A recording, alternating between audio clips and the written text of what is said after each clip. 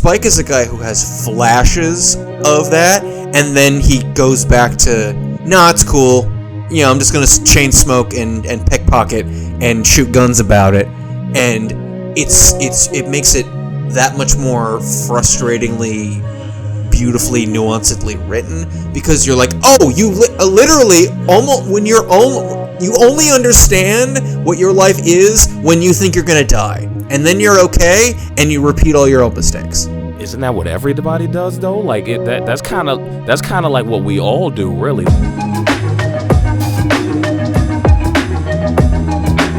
So today on the Day Chaser podcast, we're going to switch it up a little bit. We are locking in on a single episode of Cowboy Bebop that we wanted to revisit. I'm Charles. And I'm Alex. Yes, and this is the Day Chaser podcast. Alex, could you do us a favor, or do the audience a favor, rather, and recap what we're going to go through? No, you motherfuckers don't get shit from me without paying. Anyway, yes, I can. What if I just got really... What if that was my new brand, being very oddly stingy toward our audience? Can you do it? No! How bad you want it? That is a choice that can be made.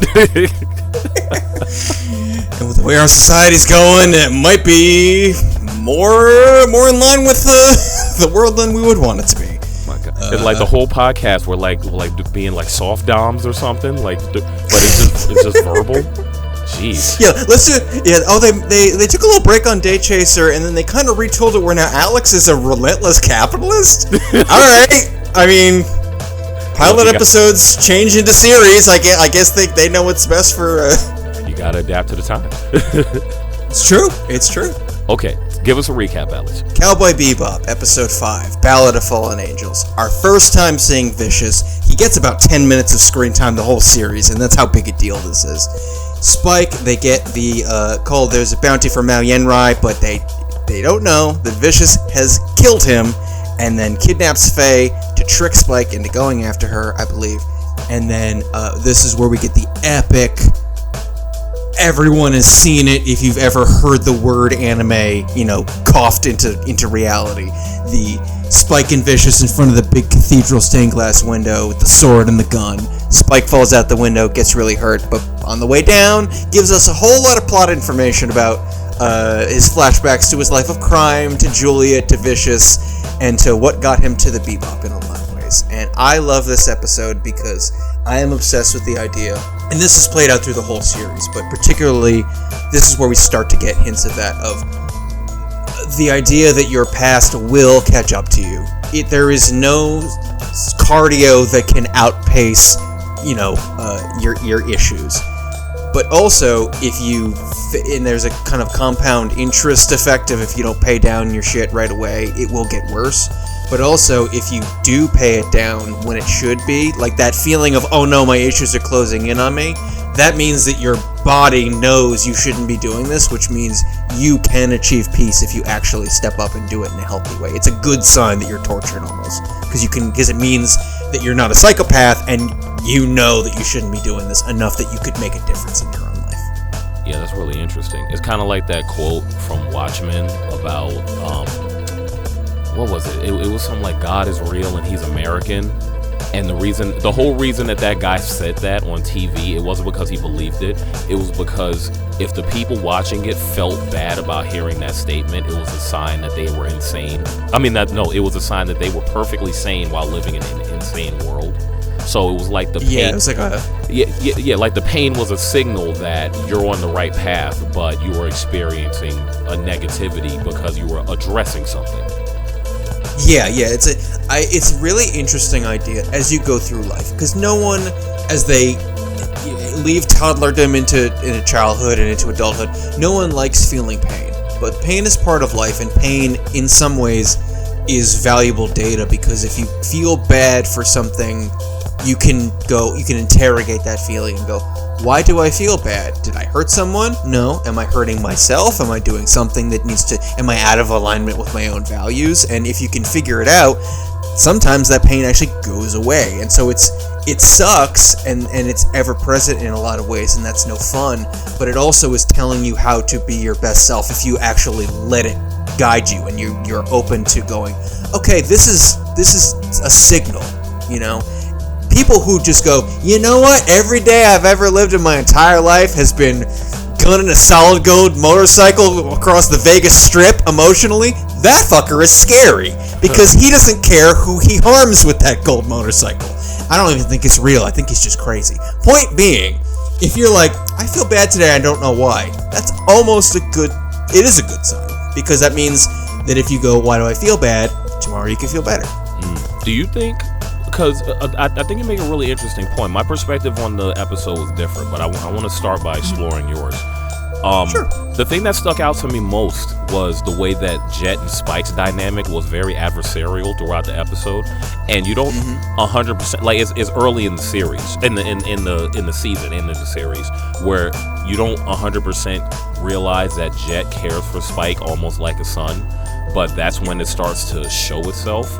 But Jett was being kind of avoidant. If we're taking your philosophy of the episode representing addressing your past and the pain being the signal of it being necessary, if we take that paradigm and look at Jett, it feels like Jett was being avoidant of that very idea through Spike, but Spike was embracing it, and the reason he was so like nonchalant and cool in this scenario was because he accepted it, and which is also why like he had those very like fleeting moments of realness when he referred to the bartender by her actual name, Anastasia, or Anastasia, I think he said, or the moment where he asked Jett about his arm. Like that was him dropping the mask that he's typically always wearing, because it might be that like he was very much aware of what you're talking about. But what do you think Jett was feeling in that moment? Because I didn't 100% get what he like. I know what their dynamic is because I've seen the show, but I didn't. But it would be like,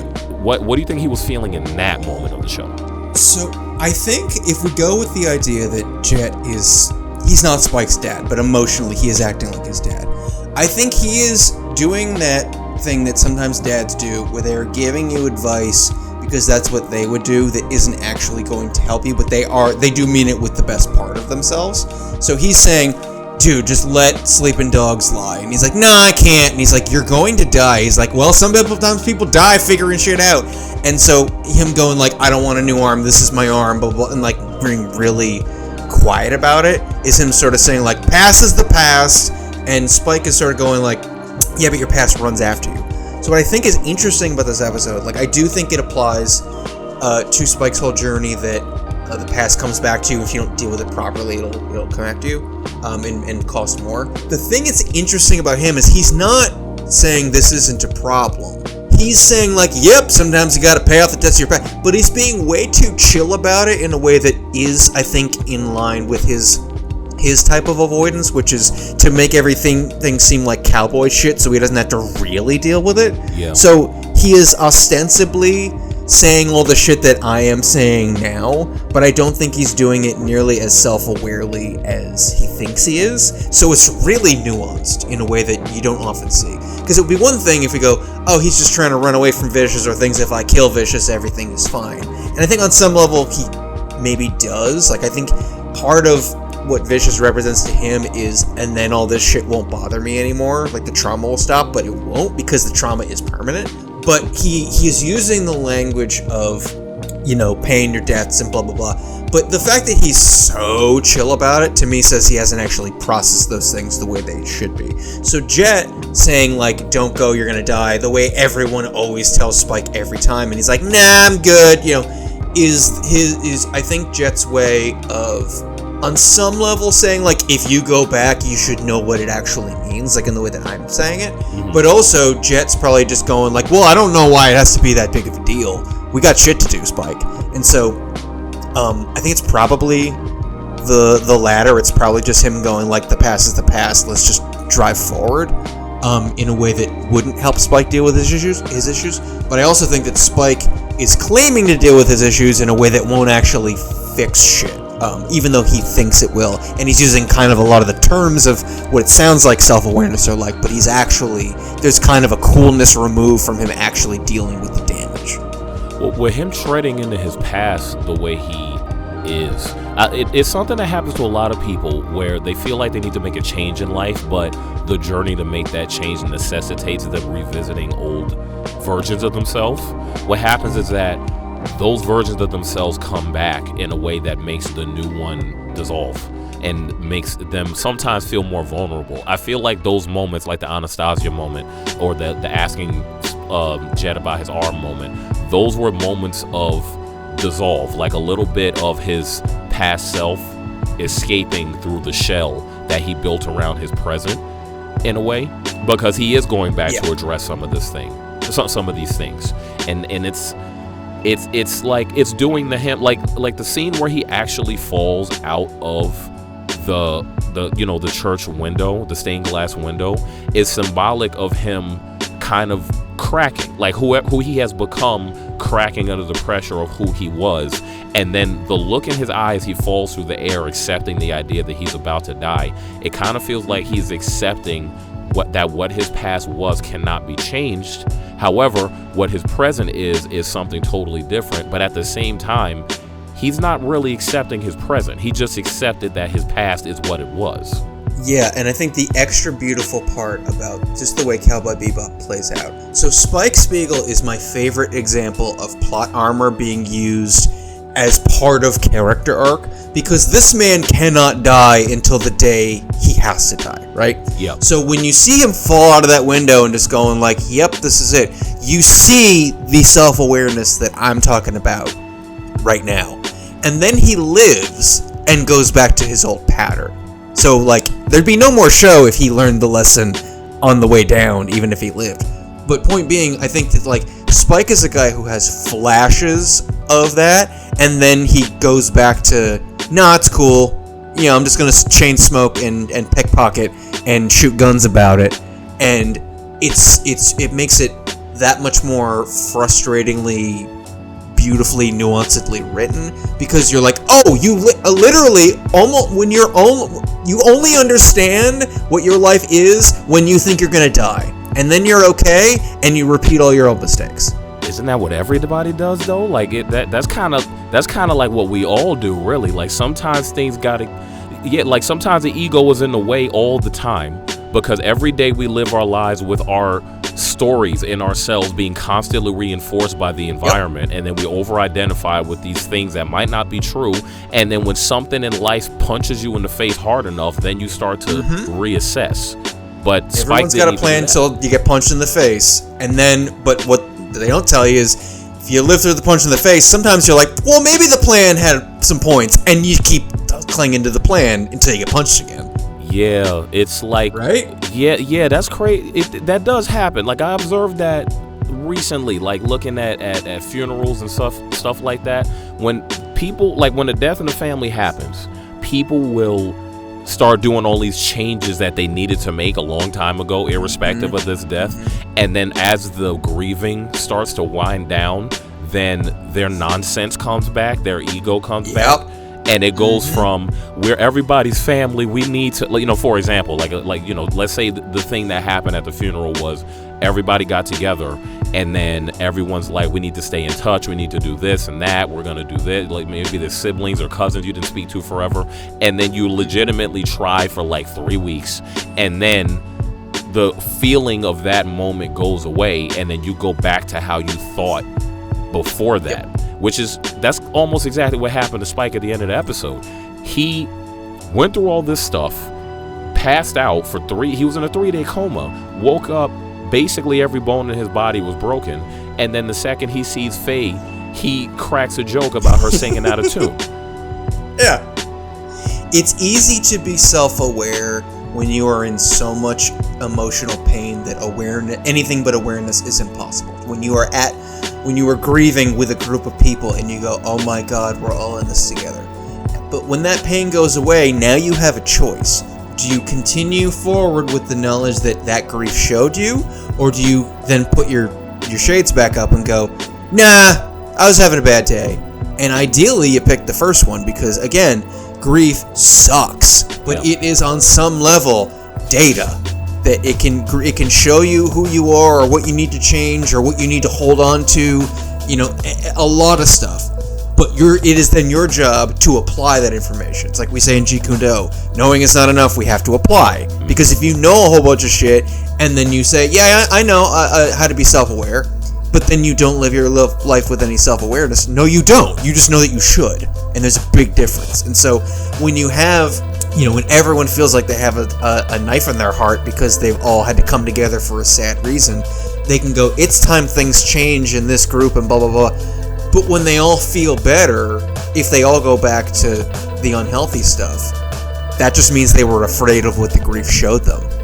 Because the self-awareness took whatever made them feel powerful away, and they want it back. And that's real tragedy when people get stuck in that loop, that they can only be kind or better when they are in pain or grief, or it's undeniable. It's what you do when you're comfortable. In a lot of ways, is the test of how self-aware you are, I think. Oh, so you're saying like grief is a kind of loss of control, especially if it comes out of nowhere.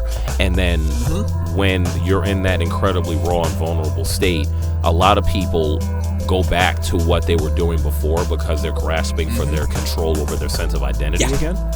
They want it back. Yeah, that makes a lot of sense, because in the other thing, because like I'm very interested in environmental triggers when it comes to emotional conditioning, because all of us in the world, we have this threshold of like things that we got from other people that we believe is our actual personality, but really it's just what we learned from the environment. And then there's the self, coping mechanisms. Right, exactly, the coping mechanism. And then there's the true self underneath. And most of the time, we don't actually access the true self underneath our coping mechanisms. We could go years pretending to be this person, this character that we invented to survive. And I notice when it comes to these coping mechanisms, they're environmentally learned, motivated, and environmentally triggered and re-triggered. So in the case of Spike, his trigger is totally unique because he basically died once, having lost an eye in the process, and he went through the exact same process again in this episode, waking up like he did before, and then deciding, like he did before, not to take anything in life seriously. Yeah, and I think what's really cool about Spike, and again, what makes this really nuanced, I know it's a cartoon where they shoot guns a bunch and whoosh whoosh spaceships, but there's really nuanced stuff going on here, because Spike's whole thing is that he chases death. He has so much unresolved trauma, he keeps putting himself in these horribly dangerous situations. Right. But I think the other side of that's really interesting, like I was saying, how you can only have true self-awareness when you are, not that you can only have true self-awareness, but a lot of people have to be shaken by horrible grief or loss of control, something that grabs their heart and says, you better think straight and look at who you actually are. And Spike, because part of, I think, why he chases those death situations is maybe because part of him, and this could be me putting on my tinfoil speculation magnifying glass hat, looking too much at the whoosh whoosh cartoon. Put the hat on. Put the hat on. Yeah. That's the hat. It's maybe part of him, or at least you could make a read of this, wants that self-awareness and is trying to put himself in situations on a gut level where he's like, maybe if I keep almost dying, I'll figure shit out and I'll have to get rid of this shit.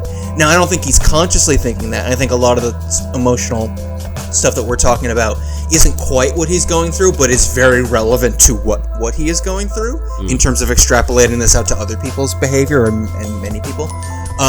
But you can make an argument, it's like, hey, why does this guy chase death? Is it because he's sick of living a facade and he feels like he can only think straight when he's almost going to die?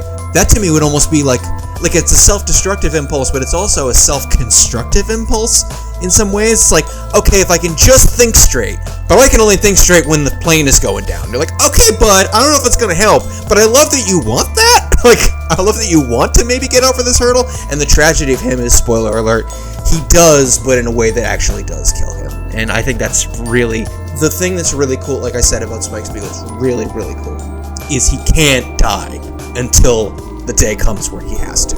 He has plot armor. It is so obvious, because they're using it to prove a point. This is the guy that can put himself in every dangerous situation until the luck runs out.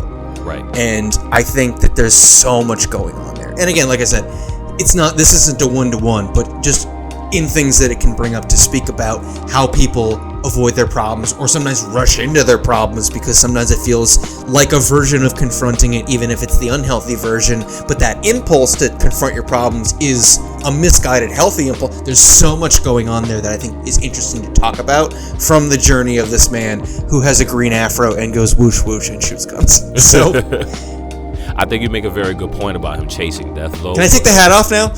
What? You can take the hat off. That's a hat coming off. I think you make a great point about him chasing death. Because when I was watching this episode again, I caught something that I never really caught before while watching. Because I've seen this episode a million times, like the rest of the series. Mm-hmm. But this was the first time that it really hit about like. Because Spike's perspective, every character's perspective of their lives and themselves, the series for the most part plays it like it's unique to them. Only in this episode did I catch the idea that Spike learned this from somebody else, from his lifestyle as a member of what was the game he was in? Why am I blanking on this? It was Red Dragon? I think it's the Red Dragon Syndicate or something. Yeah, it was the Red Dragon, right? Yeah. So I feel like something like that. I feel like his days with Vicious taught him the idea, the mentality that was a result of the culture associated with those days. Because in that I keep going back to this conversation he had in the bar with Anastasia, because that was that was the first profound moment that hit me when I was rewatching it. When he went in there and then she was like, you know, you're dead. And like she was judging him based on the fact that, or on the information that went out that he died, because she hadn't seen him since his presumed death. And when he showed up there, he was like, but I'm alive. And she's like, no, that's not how it works here. You're dead.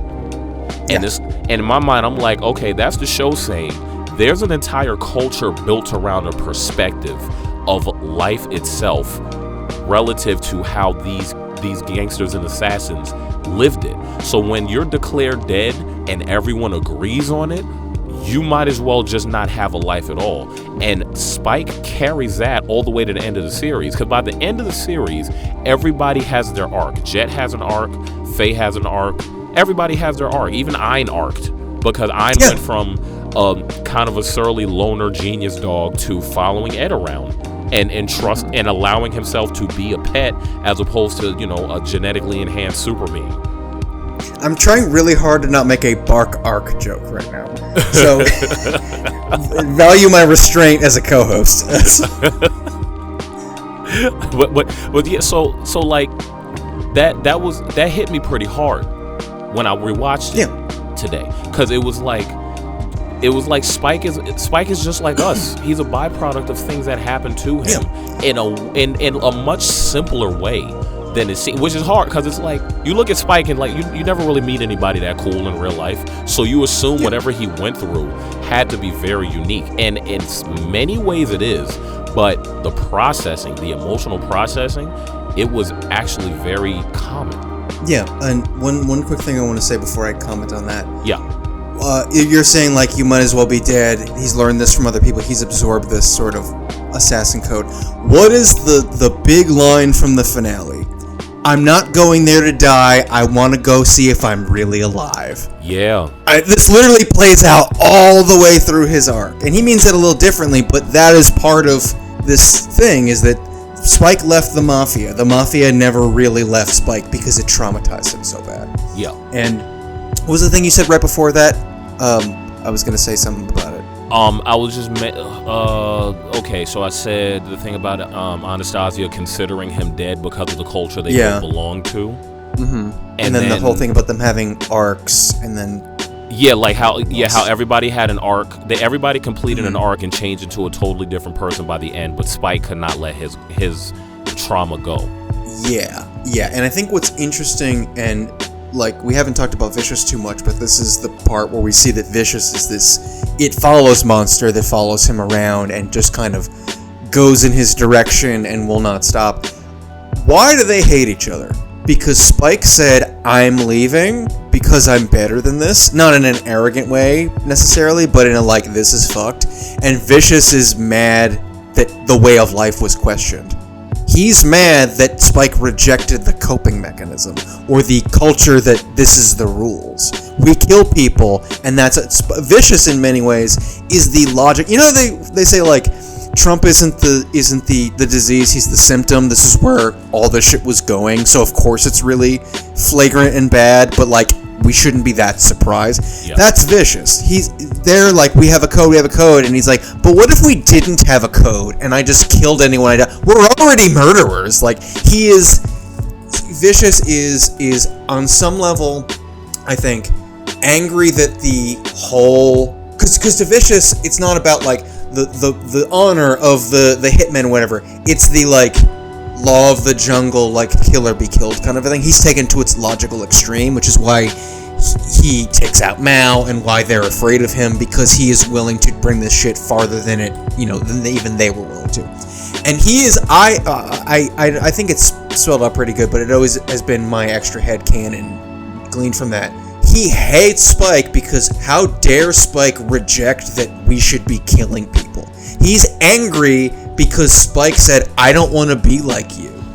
They're more like brothers than father and son, but this is the thing that plays out in toxic father and son relationships all the time. That's true. How dare you not take my path, or you reject the path that we were both on, or whatever. He's mad that he's emo in the other direction, because they're both so emo. They are. But it's that they got that 2000s emo-ness on them. Oh my god. Dark hair, trench coats, the whole nine yards. Yeah, there's a lot of problems with the live-action Bebop. One of the big problems is no one has eyeshadow, because they really needed some smudgy eyes. Really drive that shit home.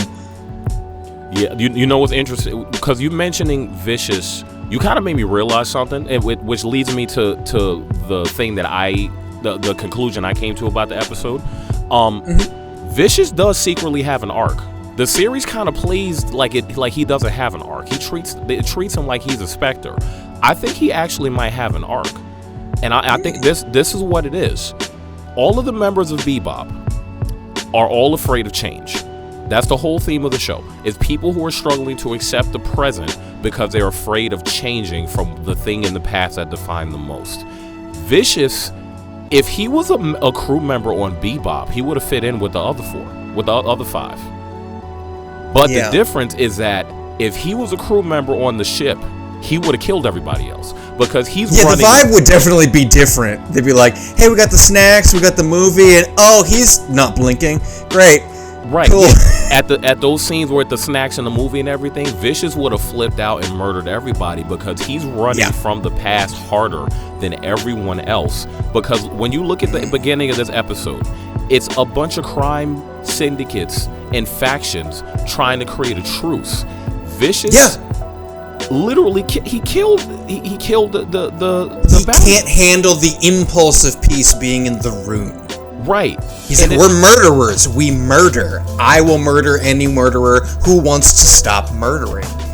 Yeah, exactly. That's why he's so scary. He has no code other than where the shit was really going. You can't even... Growth cannot happen to Vicious. He will literally kill it. Right, but that's what leads me to thinking that there's a secret arc, because the reason he's the perfect antagonist in Bebop is because he is the specter that represents the fears of every crew member personified. And when he's finally defeated at the end by Spike, that I think is the moment where Spike feels alive for the first time, where he finally dies from defeating Vicious. That's how that, because you can still arc and not like change in a storyline, like story structure. Yeah, a flat protagonist is a thing. Goku's never gonna have more than two thoughts, but it's that he changes everyone else around him. So Vicious can be a flat antagonist. That's what makes him scarier, is that he's so vague and just he murders in a direct. He's like a force of nature or a monster, I think. Yeah, because his arc is being stopped from being the monster in a lot of ways, like you're saying.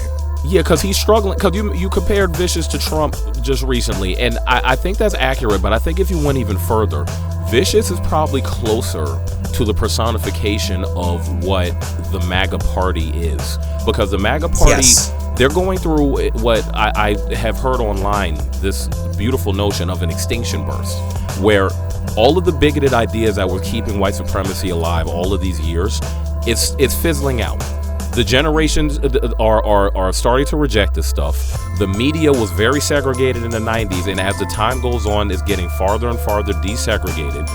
You went from in the 90s where you had like fathers blocking, or fathers or parents blocking their kids from looking at anything black people made, to now you got Instagram reels where it's whole weddings full of just white people perfectly rehearsing rap music.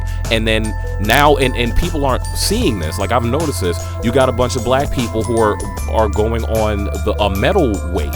There's a bunch of all black metal bands that have popped up that haven't hit popularity just yet, and it's like there's all this cultural diffusion and this overlap. I found a listicle that was like the best indigenous people's punk bands. I'm like, that sounds like a great party.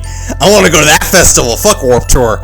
Right, yeah, exactly. So these people, that sect of the conservative party, they feel like their lives are threatened, and they feel like they want to do the whole the preservation or the great replacement theory. I think they're half right. They're not right in terms of, they need to fight to not be replaced as a people by anybody brown or black. Obviously, that's wrong. What I think they're right about is their ideals that are keeping the bigotry that they believe that they need alive. It was on the deathbed. It is dying. Yeah. And they're like going through the 5 stages of death almost. So we're seeing at the very end the acceptance, where they're saying all the quiet parts out loud. They just super obvious with everything, because they just accepted that they are messed up people. I think Vicious is very close to that, because he is a person who, he did what he did in the beginning of this episode because he was afraid to lose the culture that he feels he could survive best in. I could not agree more. He's literally angry that the culture of assassins is going, maybe it's time for a change. And he's like, what did I just fucking hear? Like, he's literally trying to take it over so that he does not have to lose it, which is incredibly, screaming death rattle like what we're going through with white supremacy right now. I could not agree more. Yeah, exactly. Which led me to the conclusion that I made. Because your conclusion about say your conclusion again one more time, just so the audience can hear it. Sure, it's that when you don't handle your past, the very act of not handling it makes it harder to deal with, because there is a cost, and it becomes this thing that will not stop chasing you. And while Spike Spiegel thinks that he's handling it, he's not. He's trying to go shoot it like a cool guy, and he thinks that's the same thing, but it's not, because he's still putting a remove between it and himself. But Vicious is going to keep coming after him until he emotionally processes Vicious. Right, exactly. Okay, so the theme that I came up with when I was watching the episode was Vicious hates the idea of the leopard changing his stripes. He hates that idea. The real reason why he hates Spike is because he is a personification of the changes. He's a personification of Spike wanting better, to do better, the world changing, him being a dying breed. And when he talked about I'm blanking on the quote, but they were at the end of their fight scene, they were basically talking about changing as a person, and how I've bled all that blood away, then why are you still alive? That's what it was. Yes. I bled all that blood away. And these are fucking emo men. I can't stress it enough. They needed eyeliner in that live action show, and we saw none of it. Yes, so maybe on Faye, I can't remember. But right. But John Cho, get a smudgy eye. And a My Chemical Romance haircut, please. He needs to go to Sephora. But yeah, so run through a Hot Topic, and then every actor run through a Hot Topic, and then action, just shoot the whole show again. It will be at least a little better. They'll recoup the losses. Yeah. But yeah, so that one line, like, I already bled all that blood, so why are you still alive? In Vicious's mind, people don't change. People don't change. And he refuses to accept the idea that anyone is capable of change, especially someone that's close to him. I think that he feels betrayed by his brother. Yeah. He feels betrayed. And also, I think Vicious probably has, like many people who substitute thing like culture or dominance or whatever for themselves, their self-worth, he probably sees Spike as an extension of himself, and thus, how dare externalize me, reject everything about me, I must kill it. Right, exactly. That's what I was going to lead to next. He sees Spike. Yeah, I'm sorry for cutting you off. No, you're good. No, I'm glad you said it. But I that's what are the conclusions I came to? He sees Spike as an extension of himself, and anytime he sees violations of this extension, it's an ego thing. He wants so badly to be one kind of person. He's locked in on that kind of person he was, which I hate to say this, it kind of almost, just a little bit, almost makes the live action Bebop's choices of Vicious begin to make sense, but then they just crash the car. It's like the person who decided he was going to be a whiny little baby in the live action show. He watched Vicious in all of his scenes and thought, oh, he's just a whiny little baby, and then he went way too far. Whoever that person was, they went way too far. Yeah, the thing about the way they play that character is, that's the quiet part. Vicious can't say the quiet part except in random monologue bursts, and he has to act like he's still being tough. That's part of the appeal of why that scene is so teenagers quoting Screamo lyrics at each other and then having a sword fight, but still works, is that you're like, this is kind of sad on some level. But the other guy was just like, but what if I just did that? And it was all the time. And then everything else that happened in that series that I won't spoil. But we got to cover that show one of these days. We have to, because it's like, why didn't they trust the original work? Like, I don't understand. Someone once said to me, live action Bebop had to be bad, so live action One Piece could be good. And I was like, or what if they were both good? Why does one have to fail so that the other one can be? I don't know. But so I love your reading. So I'm a big fan. You and I both written screenplays. Sure. And I am a big fan, and I'm sure you probably are too. I think I would like us to talk about this a little bit. I love a scene where no one's fully right and no one's fully wrong, which I know sounds cliche to be like, oh yeah, that's human right, but it's harder to pull off than you'd think sometimes, because a lot of writers will accidentally make one character significantly more right and add like a little flaw in the other. But if you make something, it's not that it's even, but that Vicious's whole thing is, how dare you reject the culture, how dare you reject me, I'm going to kill you for that offense. For your very crime of rejecting violent crime, I'm going to kill you with the very thing that you are rejecting. Right. Spike is against that, but the complicating thing is, he's not a healthy guy either. He is a good guy. He is not even a great guy, but his heart is generally in the right place. But his ego and his avoidance is so strong that even when he thinks he's having his hero rides in and finally learns the lesson, that's what I think he thinks he's in the finale in episode 5. Yeah. But he's not, because he's still putting that ego remove between him and actual self-awareness, because actual self-awareness comes when your emotions can no longer be denied. And ideally, like I said, you bring that knowledge of what that showed you into when you are more in control, but it's that moment of being out of control that tells you something very important. And he, I think, thinks he's like, yep, figured it out, because he's using all the language that I'm using about facing your problems and your past comes back to haunt you and blah, blah. But, like we've seen, we're in kind of the era of people who suck will learn the language of mental health to further be shitty. Oh, yeah. And not that he's being bad, but that he's lying to himself by acting like he's being true to himself. And he's not, because in the next episode, when he sees that kid die, because of the old kid and the whole thing. Yep. And he's like, I can finally die. Do you know what that feels like to be at peace?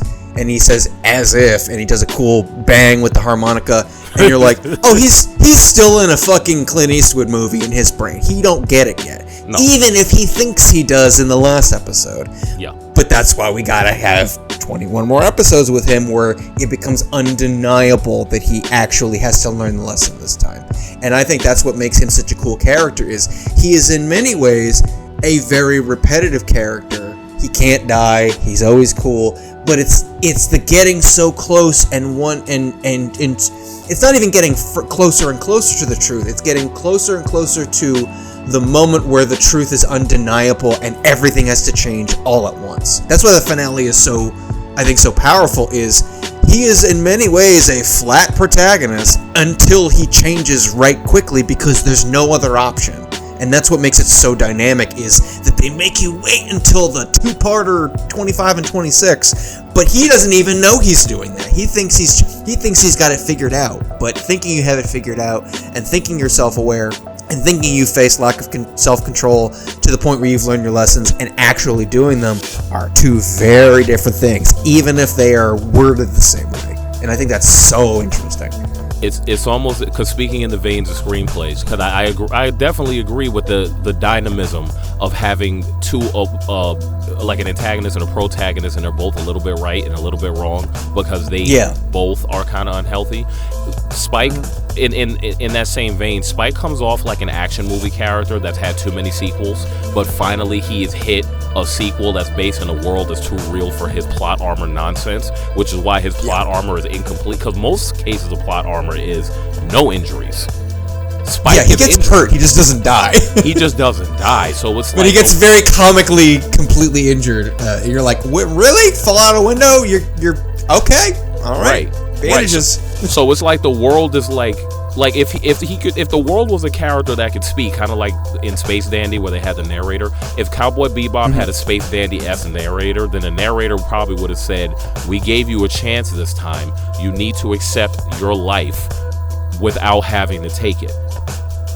You need to accept the option that you do not have to destroy yourself literally. You just have to destroy yourself philosophically and accept the idea that you can be happy without Vicious's past haunting you, without Julia's past haunting you, that you can have a family and be something else, that the family you thought you had back when you were an assassin was not the only family you get to have. You can start over." And he doesn't understand the difference between... I'm sorry, say it again. I was just saying, the window in the church was one of those warnings where it's like, we just gave you a bone. Like, we just let you taste what it's like to actually die the way you think you need to die. And this is the second time we've done that. You need to get yourself together, for real. Because the next time you try that, you got 3 strikes and you won your 3rd one right now. The next time you do that, we're not bringing you back. And that's what happened at the end of the series. Yeah, he doesn't understand the difference between death and ego death. Right. He thinks you get to hold on to your ego until it's taken from, until you go on the ground. There's some other steps in the way if you're actually paying attention to life. And that's why I say Vicious has an arc, or at least he at the very least, he is the true conclusion to Spike's arc, because Spike didn't realize that until he killed Vicious. Because he and Vicious have the same problem. They're so attached to what the past is, and they over-identify with it, and they think they have to fight to protect it, or at the very least, they have to reject everything that is changing from it. So when he finally kills Vicious, he killed his ego, but then, in that moment, his life ended with his ego. I don't think the bullets really took it. I think he arced, and he accepted the change, but the thing that gave him his plot armor was the fact that he was not accepting change. And the moment he accepted that his reality was what it was, then his original death that took his eye finally kicked in. Essentially, yeah. I think it's almost like this is a really good show or something. Almost. I mean, I don't know. Oh man, I think this might be one of them good shows. I've watched a lot of bad anime, and I don't think this is one of them. I think it's good. I've watched a lot of bad. Oh boy. Me too. I've watched some stinkers. Anyway, I think that's a good thing to conclude on. What do you think? I think so too. I think that be the change you want to see in the world, preferably if it doesn't involve falling out a window. Right. So don't follow Steve-O's arc from Jackass? Yeah, and especially don't staple your balls to your leg. I don't know if the YouTube will like that I said that, but also, it's good advice. So... Generally, yeah, don't do that. Don't do anything Steve-O or Spike Spiegel has done. Yeah. The only thing you should do that Steve-O has done is go to rehab and start a podcast. Those are acceptable. That's true. But... Oh my God, you think Spike would have been happier if he just started a podcast with Jett? Oh my God. Well, okay, what is it about? Because it would really be about their dynamic, but what do they think it's about? Like, what's the ostensible concept? It would just be a podcast of them talking about the war stories. Jett was a detective. Oh, and it's a bounty hunter podcast. Yeah. Yeah, it's okay. Here's what it is. Okay.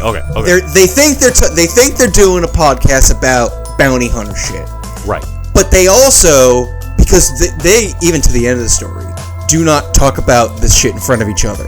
It is implied in little fits and starts, and they're very cagey. So when people really check in to go, I wonder if they're gonna actually say all the shit at each other this time. Oh no, it's just a recap of Big Shot. It's like a Big Shot reaction show, but it's not really. It's about these two very tense men. One of them's kind of the dad, and the other one kind of wants to die. And you're like, hey, I don't know if they know what this show is about, but it's amazing. So that's hilarious.